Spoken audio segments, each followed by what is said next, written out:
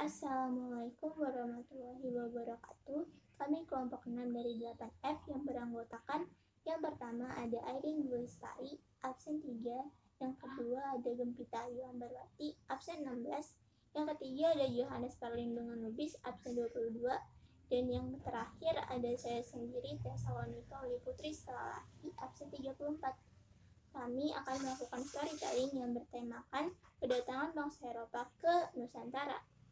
Adapun terdapat 3 hal yang akan kami bahas pada video kali ini. Yang pertama itu ada mengapa bangsa Eropa datang ke Nusantara. Yang kedua itu ada pengertian dari imperialisme dan kolonialisme. Dan yang ketiga itu ada jalur rute pelayaran yang dilakukan oleh 3 bangsa pertama yang datang ke Indonesia. Selamat menyaksikan. Cengkeh pala. Kata Bu Eka, rempah-rempah ini nih yang membawa bangsa Eropa datang ke Indonesia. Tapi niat awal mereka tuh tadinya hanya untuk berdagang. Namun lama-kelamaan menjadi niat untuk menguasai perdagangan rempah-rempah di Nusantara. Ya wajar sih ya, rempah-rempah kan punya banyak manfaat. Bisa buat obat tradisional, bisa juga buat bumbu masakan. Dan bisa bikin nama senang. Pada abad ke-15, ada satu kota yang memiliki peran penting dalam jalur perdagangan dunia.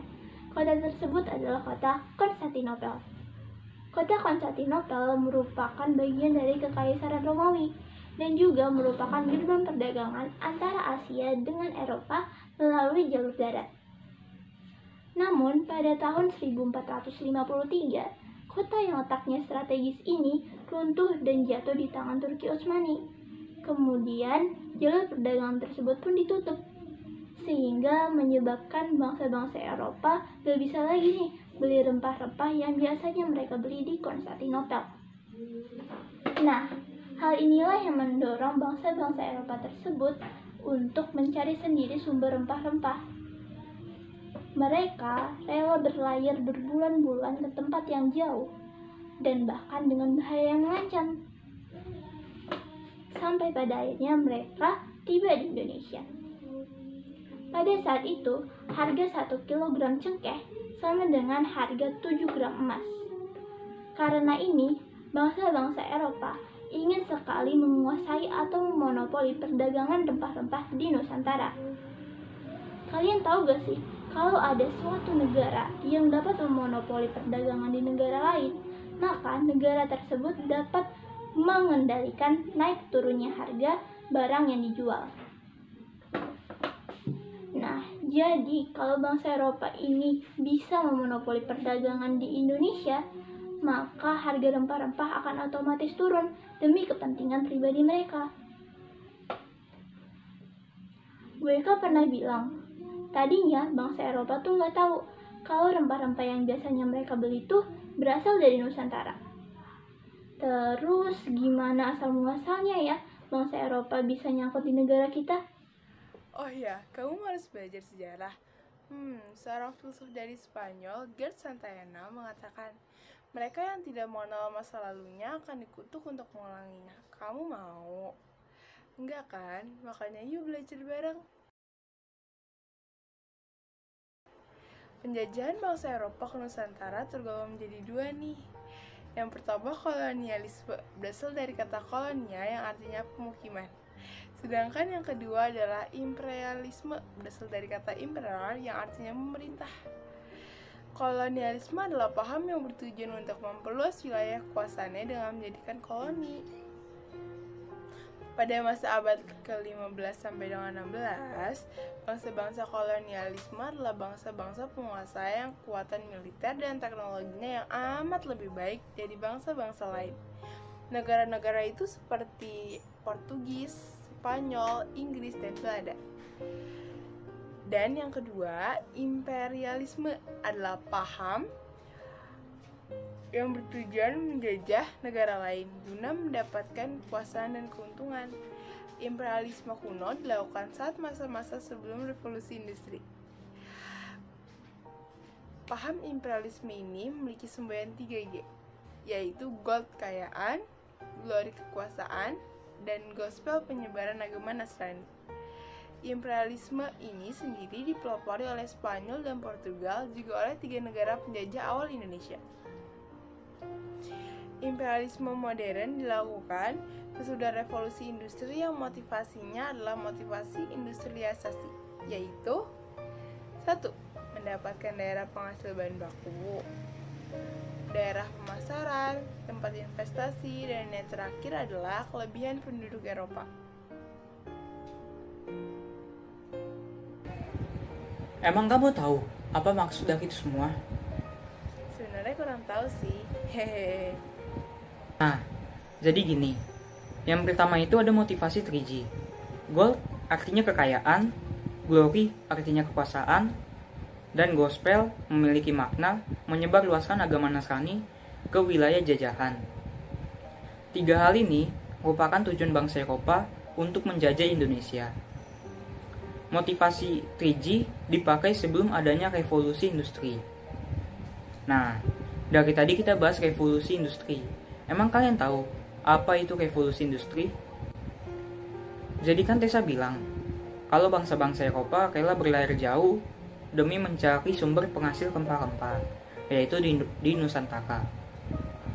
Tentunya itu butuh usaha yang besar dong.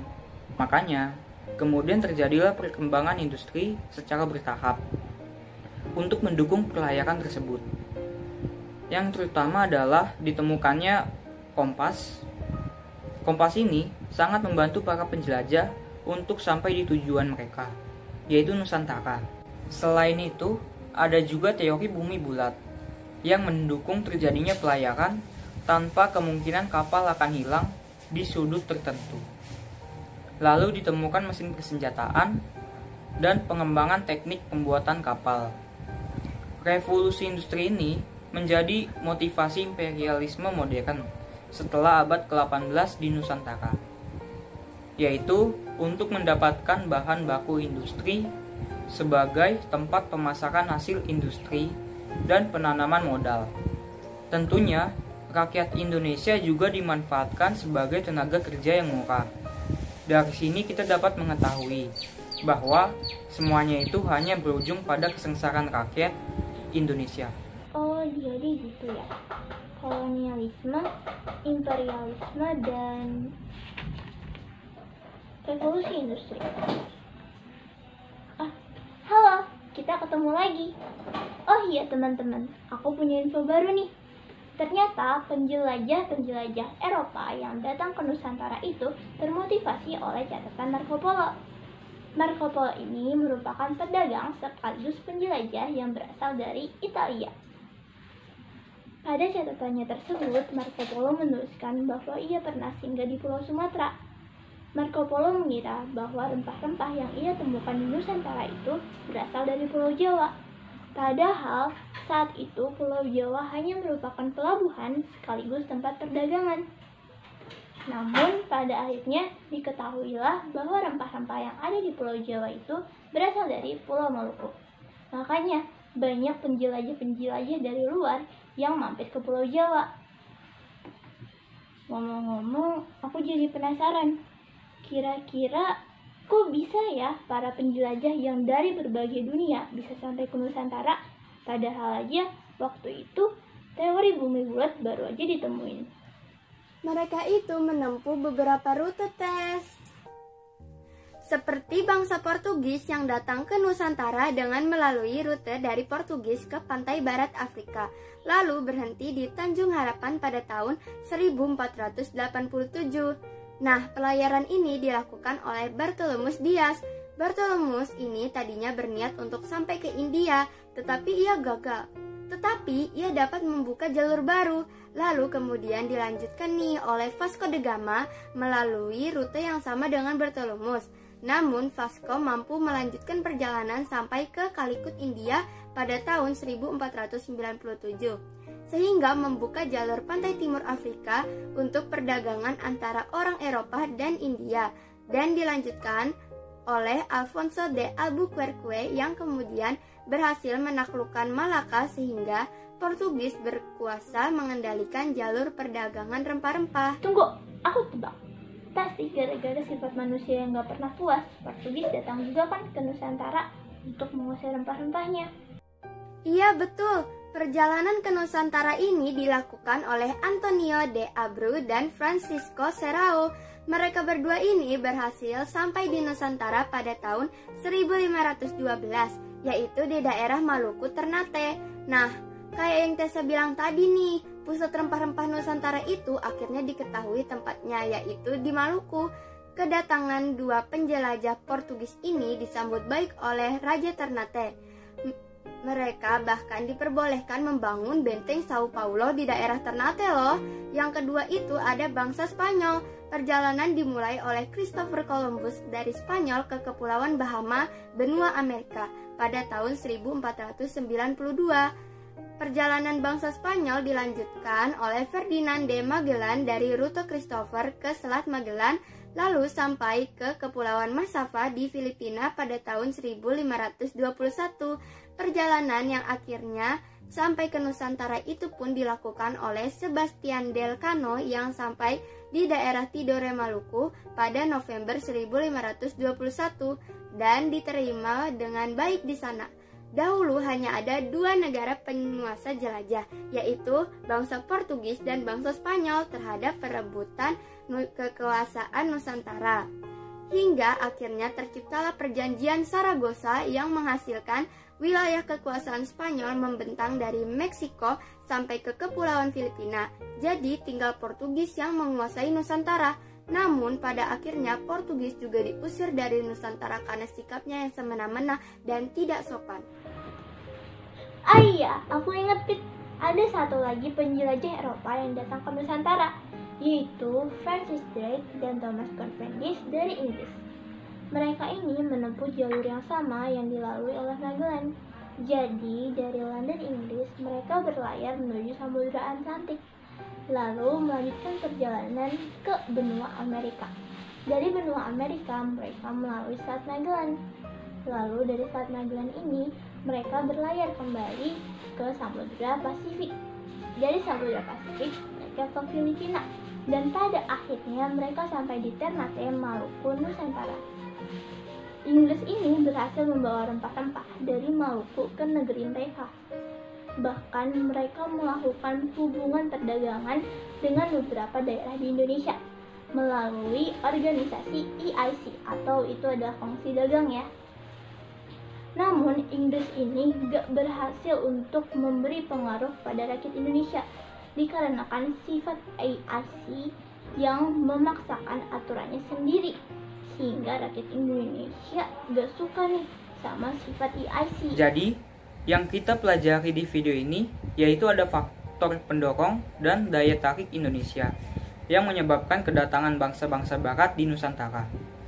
Faktor pendorongnya antara lain yaitu adanya revolusi industri, motivasi 3G, jatuhnya Konstantinopel ke tangan Turki Utsmani, sudah adanya pendahulu yang mendatangi Nusantara yaitu Marco Polo, dan yang terakhir adalah semangat Reconquista atau semangat yang disebabkan oleh perang salib. Selain itu, disebabkan juga karena daya tarik Indonesia seperti sumber daya alam yang melimpah, belum adanya pengaruh-pengaruh pada rakyat Indonesia, dan juga letak Indonesia yang sangat strategis untuk perdagangan maupun industri. Semua itu didukung dengan sifat rakyat Indonesia yang terbuka. Nah, dari video ini kita dapat mempelajari sejarah kedatangan bangsa Eropa hingga bisa sampai ke Nusantara. Pesan moral yang dapat dipelajari adalah 1. Memberikan pola pikir untuk menghargai ilmu pengetahuan. Yang kedua, pentingnya menjaga hak asasi manusia. Dan yang ketiga, pentingnya menghargai waktu. Sebagai pemuda-pemudi, Indonesia memerlukan kita untuk melaksanakan itu.